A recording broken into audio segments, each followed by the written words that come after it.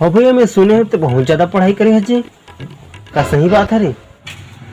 अरे छोटे ते पढ़ाई की बात मत कर छोटे, मैं खतरनाक पढ़ाई करे हैं यार।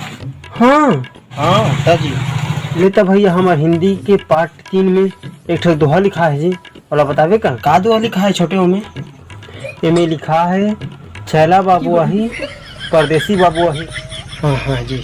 अच्छा, इनमें कवि का कहना चाहते हैं?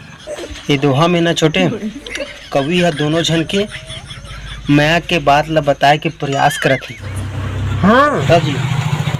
ते में कवि कैसे बताए के प्रयास करते हैं?